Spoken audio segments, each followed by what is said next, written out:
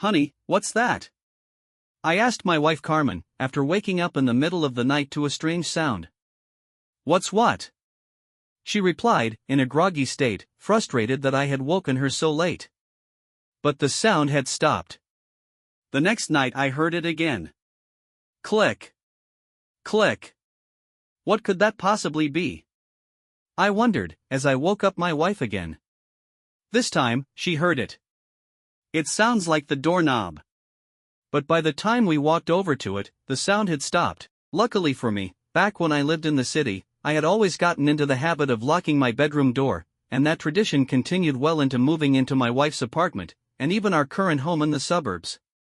The following night, we didn't hear the sound.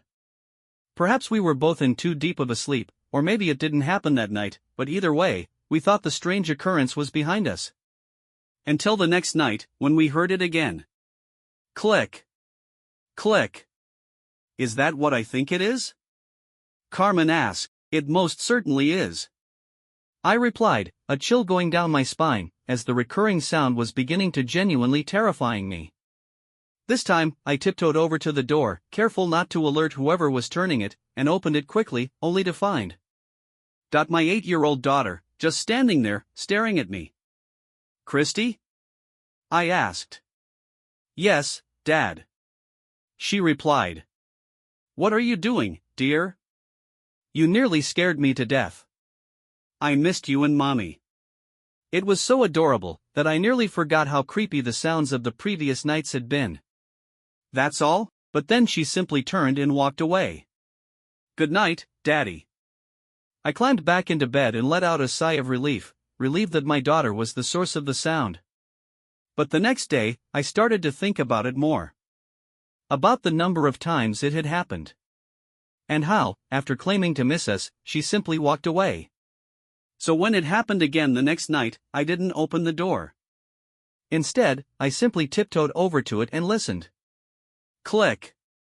Click. I heard my daughter tugging at the door handle, twisting and turning it, in a clear attempt to pry it open. While we were sleeping, or at least she must have assumed. That's when the whole thing began to actually terrify me. If she was trying to open the door and get into the bedroom, while my wife and I were asleep, what did she intend to do? I became obsessed with that thought. To the point where I couldn't fall back asleep that night. And hatched a plan to get to the bottom of it. So the next night, I did what any rational parent would do when their child was uncharacteristically twisting at their bedroom doorknob every night, and left the door unlocked. And so, after pretending to fall asleep, I lay in bed, waiting, passing the time on my cell phone so as to not fall asleep. Until a few hours later, when, in the middle of the night, I heard a new sound. Not that of the door handle twisting and turning back and forth. No, this time, I simply heard the sound of the door handle turning, followed by the squeaky door opening. Click. Screech. I immediately turned off my cell phone and shut my eyes, just far enough so that I could see through them, and pretended to sleep. What happened next still haunts me. Lying there in the dark, my eyes squinting, I saw the blurred shape of my daughter open the door, close it behind her, and slowly walk over to my wife's side of the bed. She must miss her mother, after all. I thought to myself, giving her the benefit of the doubt. Until I carefully turned my head, just slowly enough so that my daughter didn't realize I was looking, and saw my 8-year-old daughter reach behind her and remove from her pajamas a kitchen knife. She held it up above her head and swung it down towards my sleeping wife, not before I able to reach my arm out and catch the blade in my hand, letting out a large scream. Aorg. Christy. What are you doing? But she didn't reply. She simply let out a loud hiss, and seemingly slithered away, out our bedroom door, through the hallway, and back into her bedroom, where we heard her own bedroom door slam.